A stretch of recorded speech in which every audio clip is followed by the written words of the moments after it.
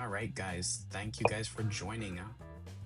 Starting a little bit late, having some technical difficulties here, is what happen when you use beta software. Bugs everywhere. But it's okay. We're gonna have a great show for you guys today. Talk about Antigravity from Gemini. Anti-gravity. Yeah.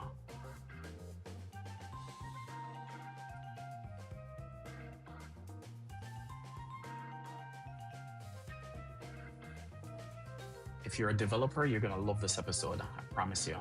I'm a developer and it's saves so much time. I'm curious to learn about the three different types of vibe coding. Oh yeah. Popping up different nice categories. All right, here we go, guys. Thanks for your patience. Welcome to Season 10 of Airhead Institute, your 45-minute AI power-up at noon Eastern. This month, we are broadcasting live across all the socials and Zoom. If you're new here, join our free AI community to grow alongside other curious minds and give your kids a head start by enrolling them in the Airhead After School program. Here's March's weekly lineup. Mondays, we take the training wheels off securely in the Open Claw Bootcamp. Tuesdays, we explore bleeding-edge tools from Google Labs in Gemini Hidden AI Apps. Wednesdays, we equip the next generation in AI Gateway to College. Thursdays, we uncover productivity and marketing tools in Hidden AI Gems, Starters. Fridays, we explore human purpose in an automated society in Humanity 2.0, No Jobs Edition. We're making AI practical, powerful, and accessible for everyone. No tech background? No problem.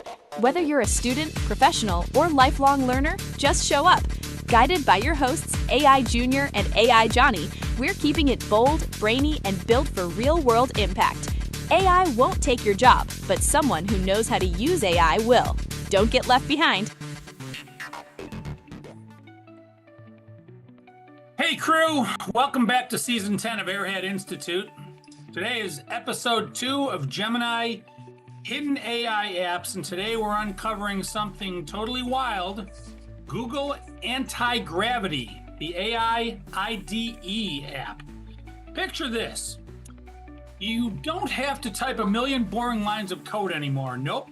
You just talk to your computer like it's your adventure buddy. You say, build me a game where a ninja cat jumps over laser beams to grab a glowing fish, and whoosh, the computer starts making it happen right there on your screen. No more aching fingers, no more getting stuck on tricky bits. Like magic words that turn your ideas into real games, real apps, or real whatever you dream up super fast. This thing changes everything. 1 second you're chatting about your crazy ideas, the next second, bam! Your creation is alive and moving. It's quicker, way more fun, and feels like you're floating above all the hard stuff. That's probably why they call it anti-gravity. Once you try speaking your code into existence, you'll never want to type the old way again. And speaking of wild nights, my co-pilot AI Junior is here. Last night at 4 a.m., I caught him yelling at an ancient computer trying to make a 1980s text adventure game in ancient Latin total chaos. He finally gave up and mumbled, okay, maybe anti-gravity could save me some time here too. Ready to see this magic in happen? Let's jump right in. Junior? All right, AI Johnny. Actually, it was ancient Greek, and the syntax was surprisingly efficient. Adrian Abdul, I know this show is actually, kind of specially written for you guys. You guys are actually the engineers in the house. I want to just give you guys a little shout out. You guys are going to love this episode. So welcome, everyone. This is the immersive class. Just like you were dropped in a random country where you don't speak the language, you pick a word or two the first week you're going to pick up, and before you know it, you're fully fluent. So think about it, guys. If you guys join this class every single day, by the time the end of the month comes around, you're gonna be picking up more ones and zeros than you could imagine. If you're on Zoom, unmute and ask your questions real time. If you're on socials, there's a 30-second delay. We're not ignoring you. Just type your question in early and we'll get to you. All right, so today we are focusing on agent-first coding and building out functional applications with Google's new coding environment. AI Johnny? Before we even touched the new software, we went straight back to our official language model of the month, Gemini. Since we're exploring the Gemini ecosystem, we consider Gemini our high level consultant. So we asked our language model of the month, Gemini, to analyze the documentation for us. Junior, what is the single most mind blowing fact about Google anti gravity right now? All right. So according to Gemini, Google's Antigravity uses massive context windows to hold the entire organization code bases in active memory, reducing things like boilerplate code setup and all those things by up to 98% through predictive generation. That is Man, a bold claim, Junior.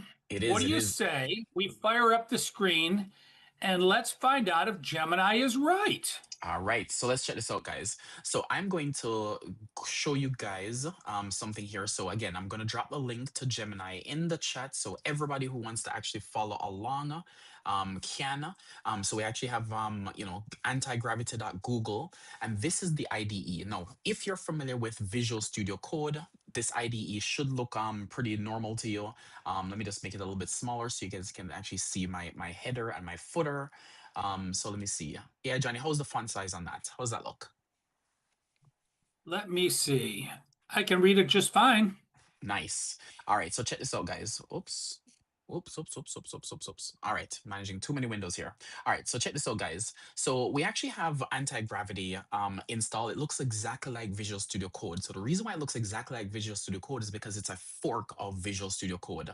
Now, because it's a fork of Visual Studio Code, I can actually do a whole bunch of amazing things.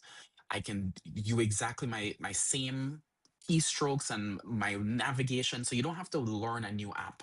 Now, what I want to do is I want to go and actually build a app. Now, I'm not going to pretend I'm not going to give it anything. Now, I know our software engineers like to actually dictate all the nitty-gritty and the nuances, but check this out. What if, say, for example, we just wanted to build a digital hall pass tracking app for teachers. Now, our theme for the month is a is education, future of education. So over here we have a little agent, and we're just gonna paste build a digital hall pass tracker app for teachers. No, by just doing that, I'm not gonna say anything else. I'm gonna hit my little blue button and just watch it go. No, what it's gonna do is it's gonna start planning, it's going to start figuring out what I need. And it's going to start saying, hey, you know what? Let me figure out what needs to get built. It's probably going to say, you know what? I have no idea what this user is really wanting, but let me build something most structurally sound and what makes more sense. So you can actually see it's thinking here.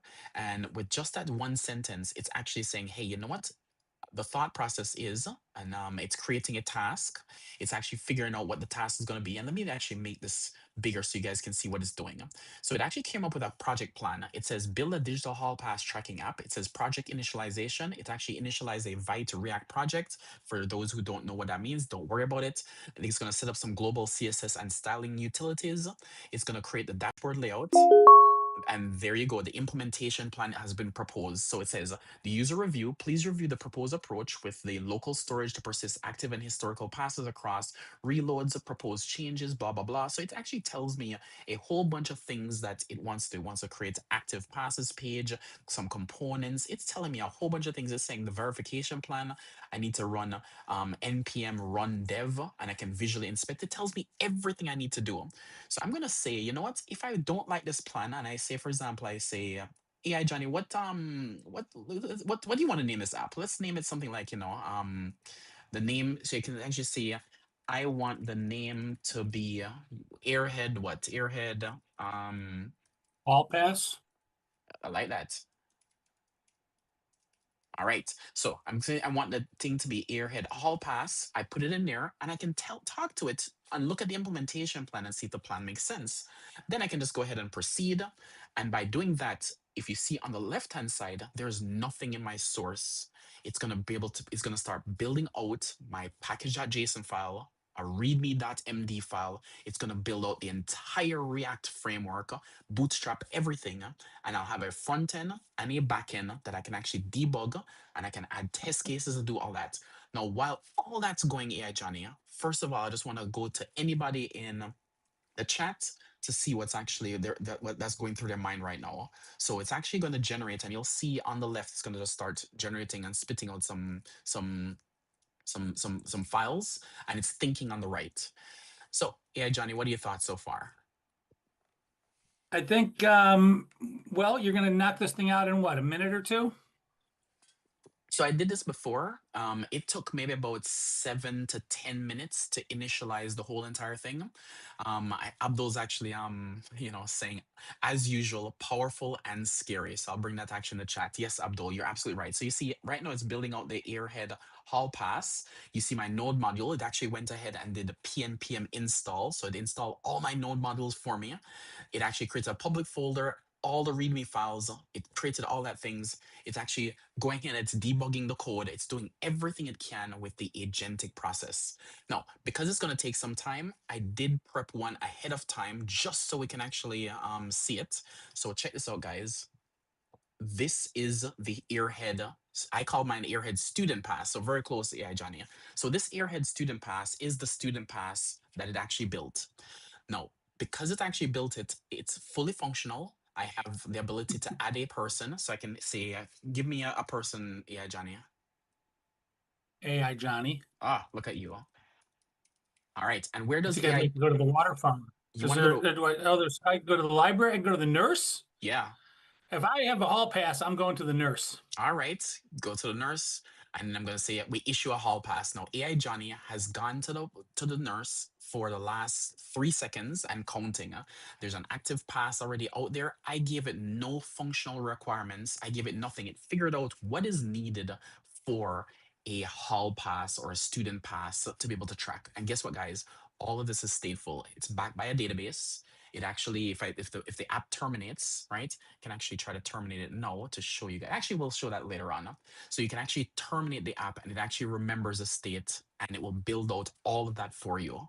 Now, that is the wow factor, AI Johnny.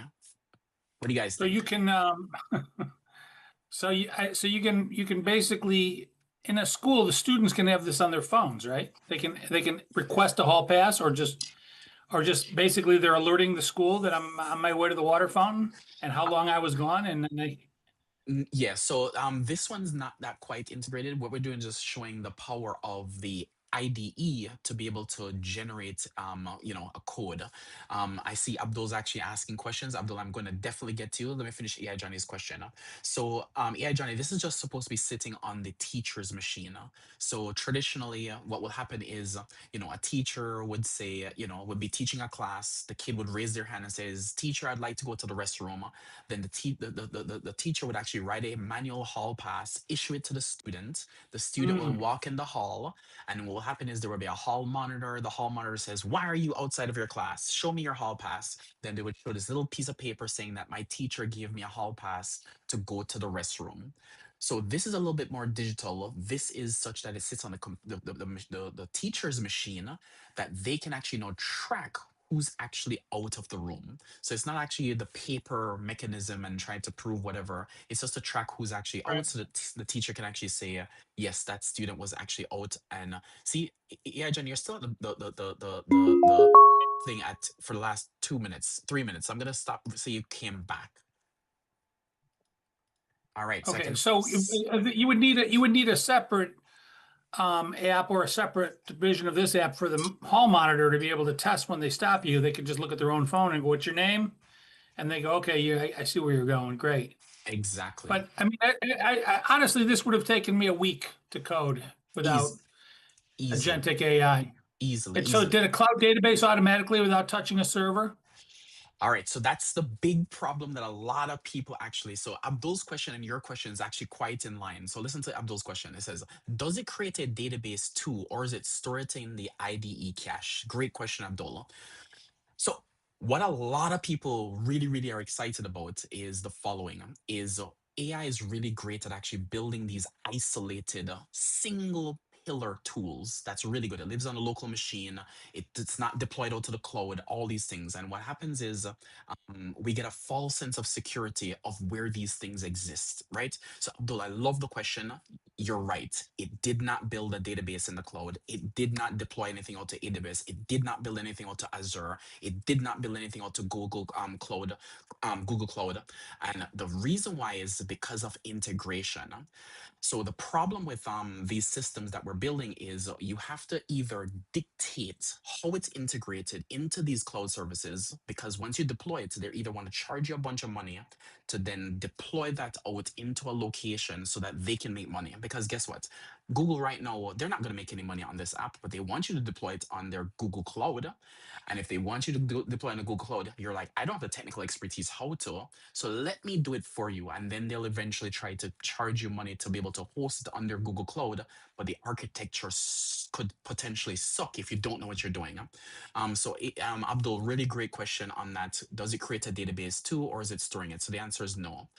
Um, Abdul also asked, we software engineers aren't completely obsolete.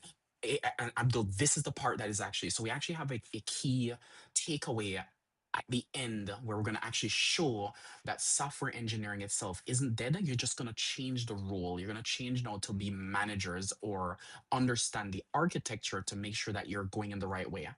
Now, so yeah, Johnny, hopefully I answer your question. So no, there is no integration with another system. There is no collaboration with other system because those pieces itself haven't been architected, and unfortunately we're not there yet with integration into other pieces. So if you wanted to, say for example, make this a different app, you'd have to actually build out another anti-gravity project. You have to say, hey, I need something to connect these two pieces, and that's where the software engineering glue needs to come in. Do I need to actually build an AWS queue or a shared database that they both can talk to? Lots of things that need to come in, but you can tell it exactly to do those things if you actually understand the concept. Yeah, I've got a bunch of questions. Of So course. couldn't I just prompt it to build the external database? Unfortunately, no. So the thing is, you have to actually first sign up for a Google Cloud Platform API key and account. Many people who don't have the technical expertise to do that may know how to do that, may not. Even if you do actually get a Google Cloud or Amazon Workspace, you have to then create IAM roles to be able to provision security correctly. You don't want your keys to get leaked. So a lot of people don't have the technical expertise to do the integration portion. So what happened is they get stuck in trying to move forward into putting it on AWS or Google Cloud Platform or Azure. So you could say, build me out the actual AWS integration, but it can't sign you up for the AWS account. It can't go fetch the keys. It can't put in your credit card. It can't do half those things because it's just stuck in its own IDE. So the very people that are using this to build applications are using it to build applications because they don't have the technical expertise to build applications, No, correct? no. So Google Antigravity is geared because it's an IDE, an integrated development environment. It's actually geared towards developers. So this specific flavor of an agentic coding system is geared only just to developers. So it's hoping Okay. that the So you develop. could have built it on your own. It's just Uh, doing it faster. yes, much Here's my faster. here's the point that I'm getting. Here's the point that I'm getting at. If a seasoned developer can use this thing to speed up the development process, but his seasoned development skill set allows him to go off and set up a cloud account and get the API keys and all that other stuff, and that's needed. And a regular person that doesn't know anything about coding would not be able to use it for anything besides what it spit out, but it wouldn't be able to do the more advanced stuff because that's still stuff it can't do, but seasoned developers can do that. You are correct, And which and is what I say to that is that the LLM behind this, I'm assuming it's Gemini. it is. It's smarter than me, and I can go set up those keys. So why can't it just set up the environment? Yeah, those are great questions, yeah, Johnny. So what happened is respect to scope. So the agents itself don't have unlimited context. So you have to figure out what it's good at. So you have these general purpose AIs that we showed one yesterday, to be able to be the open claw. It is general purpose. It doesn't have the ability to do um broad things. So you have to actually create, and we're going to show that in later episodes on open claw. Um, we're going to show that in a future episode to show how you can use multiple agents to actually do a big task. But unfortunately, these things have to be broken onto small projects. Now, The way OpenClaw has solved it, which is why they've taken off so well, is that OpenClaw has given the ability to have many agents. So to solve this problem that you're asking for, you technically need maybe 5 to 12 agents who are specialized in different services because the context window is just too small to be able to do the entire task. So anti-gravity is only really good at just the task of doing the one thing of writing code and development, not the deployment and architecture and Okay, I think setting I up. know Yeah. understand what you're saying. So you're not saying we need multiple agents because one agent is any smarter than the other. They're all as smart as each other. They're all using the same large language model. They all know how to code. They all know how to. What you're saying is that you start to hit a context window when you start asking it to do multiple things. The thing is, the agents right now are either generic or specific. There is no in between that I can do generic stuff and specific stuff. So what happens is if you end up picking a style, which is why there's different types of agentic coding platforms, and they're racing now to figure out who is the best. Um, at some point in time, they're going to have to pick a winner or pick a style. But yeah, Johnny, these are really great questions. Let me actually get to, but let me get to Abdul's question. It says Abdul actually said, while AI can guide you to build an integrated database, it can't do it for you. Absolutely right, Abdul. So you're seeing the actual crux of the problem. So it can take, if you say, for example, you wanted to build an integrated database, you can say, hey, I want you to build an integrated database that actually keeps track of the student and the hall pass and all those things, and it will actually build out the schema and all those things. But you have to be very specific in that task. The more depth you have, you lose the generality of it, and the more general you are, you lose the depth. So you're on a sliding scale of, do I want to be a general or do I want to be a depth? So what Google's anti-gravity is really good at is it's really good at depth for just being able to help you code really, really fast. And that's the beautiful part about it. If you want to take the next step of deploying and CI/CD, that's where you're gonna have to either do stuff on your own or you're gonna struggle because it's really not good at that. So yeah, Johnny, let's get to the word of the day because that's actually is gonna actually help a lot of people understand what we're actually talking about here. Absolutely. Today's word of the day is agent first coding. It's actually 3 words, but I get it. This means the system doesn't just complete your typing. It acts as an autonomous developer that plans, writes, and executes the architecture for you. That is That's correct. what it means. Exactly. So, in traditional setups, humans are usually the driver and the IDE is the car. So in agent first coding, the LLM is the actual chauffeur. You tell it the destination and it handles the inference required to navigate the logic. So it establishes things like the database schema, it outputs the actual correct workflow, everything will get set up and working on your local machine. So that's the beautiful part of being able to build everything with a prompt and have everything locally working. So yeah, so that's roughly it. Does anybody have any questions so far?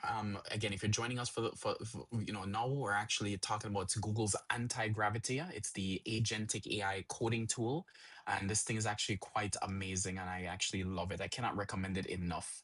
All right, yeah, Johnny. Let's actually get into some crazy use cases and scenarios of what you'd use anti-gravity for. So, first of all, we're gonna do some live edits. So, if you're a veteran developer, you remember the good old days. Yeah, Johnny, remember the good old days.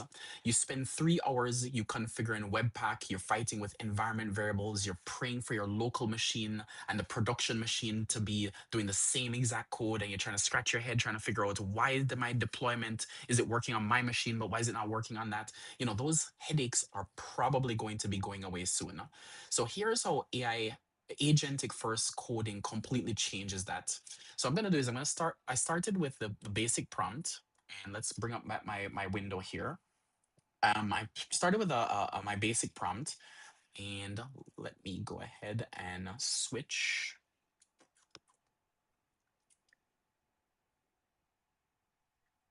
Right. So I actually have this one. Let's move this one out the way and do this one. All right. So let's say, for example, I actually have my app running. And let's say, for example, I say to myself, you know what? I really, really, really, really don't like. So let's bring up here. I really don't like Abdul.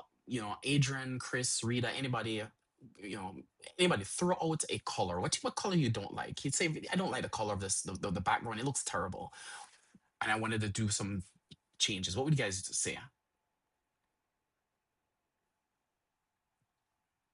All right. Chris says pink and Abdul says turquoise. You know what? Chris actually came in first, so I'm going to actually go with pink here. So we're gonna go over to the agent, and what I'm gonna do is I want you guys to see it happening in real time. So I'm gonna move this down just a tad, so you guys can see both at the same time, because I want you guys to see what's actually happening. All right. So I'm going to just have my agentic window here.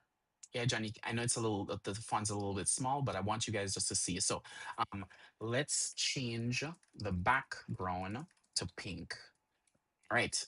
So let me just see. So Chris, yeah, Chris typed faster than me. He must be an agentic AI. That's what Abdul mentioned. So we're gonna say we're change the background to pink, and you can see it's now here thinking.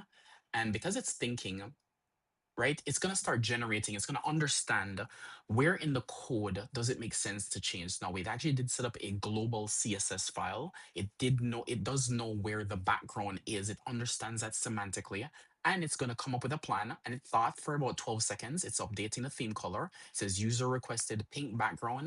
Let me make this a little bit bigger so you guys can see it. And it's actually running right now. Let me make this smaller. And it's actually thinking, it's actually figuring out, and it just made the change. So now that I actually made the change, I'm just going to go ahead and refresh and see what it did. And it just made it pink. No, I wouldn't say that's pink. It's a little bit more, purplish, but you know what? It's fine. It actually worked. And I think it actually tried to figure out you can't make it pink because the contrast ratio between this is almost impossible. Um, all right. It looks magenta. You're absolutely right, Chris. It does look magenta. So AI Johnny, that's how you can actually make changes. Now, the changes I did here are very superficial. I did that on purpose because, you know, if we make some changes here during the class, it's going to take way too long. All right. It might take 3 to 5 minutes, and we don't necessarily have time like that. But we can actually do very, very detailed changes that may take 20, 30, even 3 hours long for the AI to start thinking, re-architecting, and actually do a long-running task with the IDE. So if you're writing a code, and if you're writing code and it will take you, say for example, 3, 4, 5 hours to do something, the AI can even run as long as you can run, and it will do it much faster. So, if I want to change it to say, hey, I want you to use MongoDB instead of Postgres, or I want to use, some database, it will be able to do that for you. All right, AI Johnny. That's So, dude, you're talking to it in English. It's creating code, right? You said it created a CSS file. that is So I'm correct. I'm guessing it created some JavaScript files or some other files that all work together in the environment. In the old days, we didn't have a prompt. We had to literally go into those files and write the code and create the CSS file from scratch. Now it does that for us, correct? You are I'm absolutely guessing all correct. those files. I'm guessing all those files are sitting in a directory somewhere. Yep, I'm showing you the CSS file here. So there's a bundle.css that's actually here. Is it on the cloud or is it locally? Can you save that CSS file? Yes, these are all my files. Now I can now take this and then do something with it. So we could technically try to go and deploy this out, but each cloud provider has a different infrastructure, and you need to know the technical know-how on how to actually deploy this. So Google Cloud Platforms would require a different deployment procedure. AI can help you with that, but unfortunately, the tool, the IDE, the agents are stuck only in the IDE. Now, there are command line interfaces that you can install that can actually help you do these things, but there's some things that you have to still do manually to get set up. So, Here's my AWS. question. Mhm. Here's my question. You said change it to pink. It went into the CSS file, found the BG color, changed it to whatever the 6-digit ASCII character for pink is, right? That is correct. I'm Can going you to change it go to without turquoise. using the prompt? Can you go straight into the code and change the code like a programmer did and save it Of without using the prompt? Of course. So let's go ahead and change it. So I don't think that's pink, so I'm going to make it a lot more pink, right? And because I made it that, I'm going to save that. I'm going to go ahead and refresh here, and it's pink. Cool. So I have full control over everything. And that's the beautiful part about having the source code that's actually generated by the AI. A lot of these agentic coding frameworks don't necessarily give you the actual source code. Unfortunately, they just give you a bunch of resulting files, and you're kind of stuck with it and you have to regenerate. But they're learning. Really, really great question, yeah, That's Johnny. why it's an IDE. That's why it's an IDE. Because if you're not a programmer, you don't need an IDE. You can't do anything with the code anyway. You can't read the code. You're absolutely right, yeah, Johnny. Absolutely right. I love that point. So I see there's a little bit of discussion. Let me just make sure things. So Abdul, I did not get your turquoise. Let me give Abdul his turquoise. Make the background turquoise. And the thing is, I don't even know how to spell turquoise, so I'm gonna spell it incorrectly, yeah?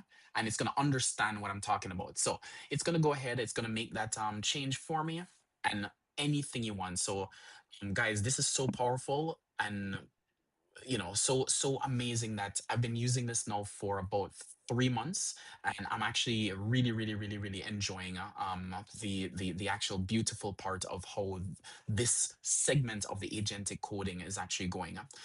All right, so the things I actually want to talk to you guys about is the following: is how is it actually doing all of these things, right? It's actually taking your code, and because Gemini has a 1 million context size, it's actually taking it and creating a nice vector database and organizing and figuring out patterns. Okay, so it just finished. Let's go see. Let's refresh and let's see if it's. Look at that. That's Abdul's turquoise. Looks actually great. Um, all right. So yes, so it's actually being able to understand and pull in all of that context itself in terms of what is how your application is linked. So if you change one thing, it understands how it affects another piece of the application.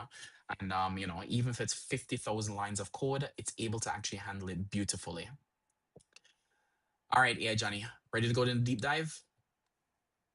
I am ready to go into the deep dive. I just wanted to make a quick comment that Abdul's turquoise is actually hunter green, Ah, so which is my right. favorite color, by the way, which is my favorite color. So kudos to you um, for predicting that. Yeah. What's All right, interesting? so we're going into the deep dive, huh? Yeah, guys, what's interesting, I want you guys to point this out, is it actually did turquoise, and it actually changed, if you notice here, also the student name as well to a lighter color to increase accessibility. And I didn't tell it that.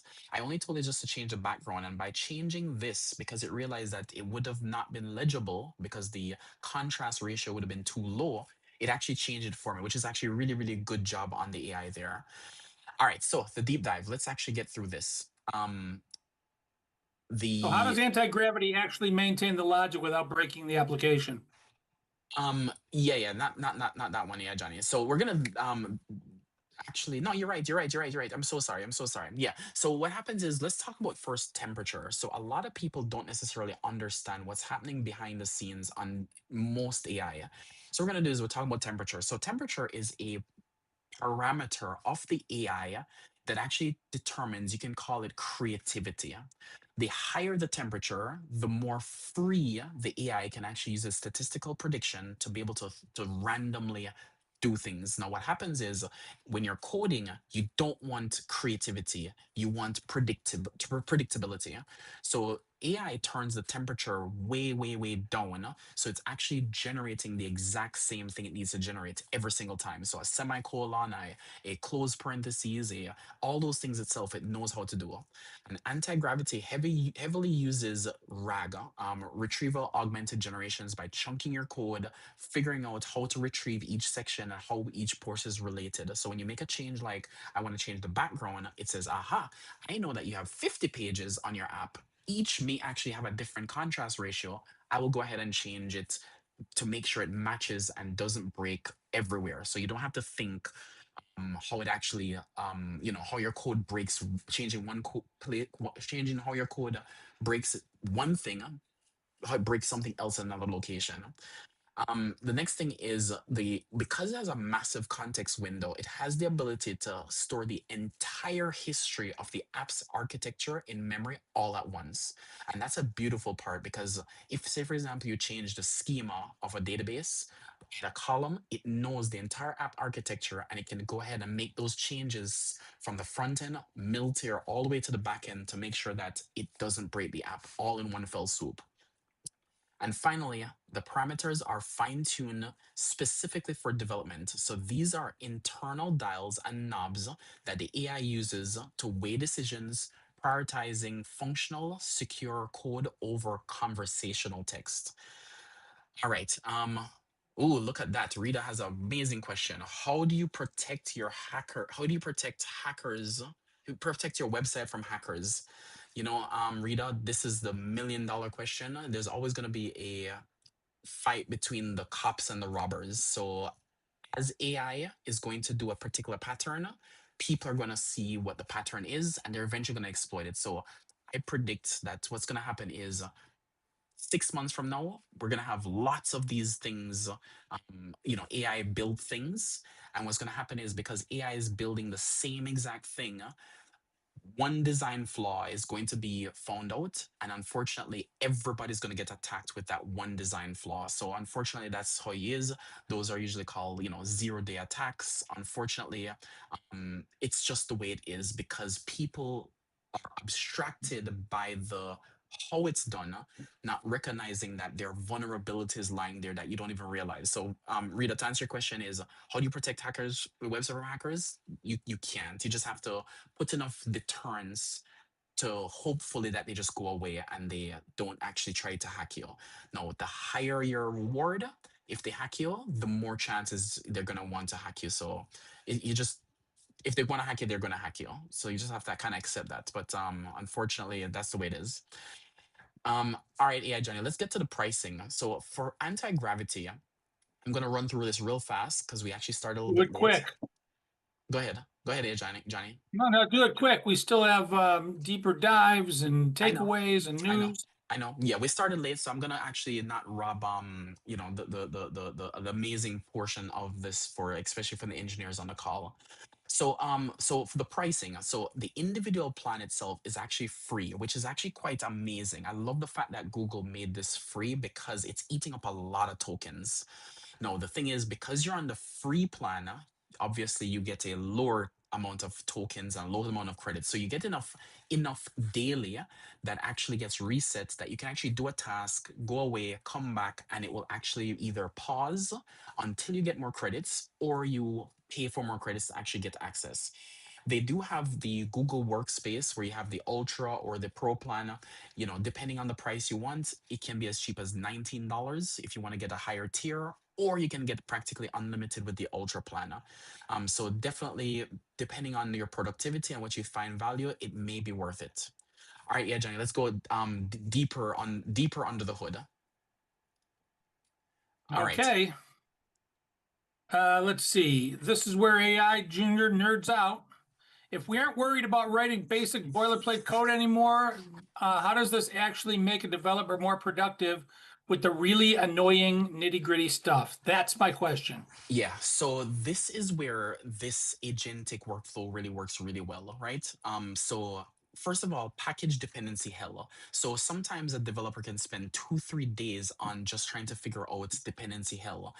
So you install one library and suddenly the entire application breaks because of a version conflict. So Antigravity acts as the autonomous agent that maps out your entire dependency tree. And if there's a conflict, it automatically tests different version combinations hundreds and hundreds of times per minute until it actually gets the right one and fixes your environment, run your test cases to make sure that everything works really well. Next one is things like patching security issues. So we've all been there. So I just mentioned earlier, a 0-day vulnerability drops. You don't have any time to spend hours tracking down. Is it bothering your code base? The LLM scans your entire repository, identifies the deprecated or vulnerable functions, and automatically generates the pull requests that exact security patches need ready for your approval. Other things it does really well, it handles massive framework updates. So we've always been there. You're moving from React, version 3, if you remember those days, to version 4 was actually a big breaking change. Man, I just dated myself. We're in, I think, React 18 or 19 right now. So by utilizing massive context window, the AI can ingest the old logic, map out the new framework's breaking changes, and rewrite the components structurally, adding test cases, saving months of tedious refactoring. And the last thing is adding test cases. Most developers hate writing test cases. So this is really great at writing test cases. I've never written so many test cases in my entire life with this IDE. So guys, make sure you check it out as well. All right, yeah, Johnny, let's go to the takeaways. All right. A couple of things. Going back down to earth, here's what you can use right now on the business side of things. Rapid prototyping. Marketers can sign up functional lead capture tools in minutes without waiting on the IT department. So you want to, Exactly. if you're in sales, that's kind of cool because sales can't wait. Yep. Internal dashboards. Office managers can instantly build custom CRMs, client relational management systems, tailored exactly to their team's workflow, which is kind of nice because you develop it in English. And finally, automated landing pages. You can deploy A/B testing environments instantly by having an agent duplicate or modify existing sites. So that means you can create two that are slightly different and then measure them up and see which one it gets more hits or gets more follow through or gets more better results. Yep. So those are the three high level takeaways. What about the technical takeaways? Yep, definitely, yeah, Johnny. I love those, especially the rapid prototyping. You want to get something up really quickly. You get to see if it tests and works, and then you go ahead and build out all the things that's really needed beyond that prototyping phase. All right, so vibe coding an app and deploy to production. So you don't need to manually orchestrate deployment pipelines anymore. You can literally describe the vibe and the functionality and let the agent build it out autonomously. And then you can actually potentially push live straight to a live server. So this is where the knowledge of when you're technical, if you understand the architecture of how AWS actually works, you can say, hey, I want to be able to pipeline using, AWS code build, or I want to be able to use Amplify. You can tell it all the things that you need and structure it the way you want it, and it actually write those scaffolding code. Then you actually be able to ship out your code to AWS or Google Cloud Platform. You can actually also do things like migrate from one code base to another. So translating thousands of lines of legacy code into modern language is now nearly instantaneous. Automated code auditing, you can paste in a complex, messy code that you have the system instantly find security vulnerabilities and optimize the logic for better performance. All right. Does anybody have any questions in the Zoom before we actually go to the live stream? And guys, in live stream, there's a 30-second delay. So go ahead and actually ask your questions now so we can actually answer them. Does anybody have any questions on the... Oh, I'm actually showing the news really too fast. Guys, got to sneak of news. Yeah, Johnny. Here's a quick question for you. Here's an easy one. Mhm. That I'm pulling off the stream. I've never coded in my life. Can I actually use this to make tools for my classroom? Yep, you definitely can make apps to your heart's content. Definitely, run with it. Now, the IDE is going to be a little bit technical. So I would say you may need a little bit of patience downloading and installing the IDE. Maybe the first time, maybe watch a tutorial on that. But this tool is really meant for developers with an IDE. So if you've never coded in your life, there may be a slight learning curve, but I definitely tell you it's probably worth it. I can see by the question that this person speaks English. I think they're going to do just fine. I love it, yeah, Johnny. Another question, will software engineering go away entirely now that AI can just build the app for us? No, so that's a question that Abdul actually asked earlier. So it's very clear that software engineering is not dead. Now, we've been calling for death of software engineering now 6 months ago. I think that was the Anthropic CEO. Then the 6 months before that, there was actually another CEO from another AI company. Then 6 months before that, so I think there was actually 18 months of 6 months software engineering, then software engineering, software engineering. So no, software engineering is not dead. So to tell app what to do and how to do it are two entirely different things. So novices will use anti-gravity to dictate what they want, like a basic CRM or hall pass. I love this question actually. But experts use their deep knowledge to dictate how the AI should architect for scale, security, and efficiency under massive load. So the human engineer becomes the system architect and no longer just writing code.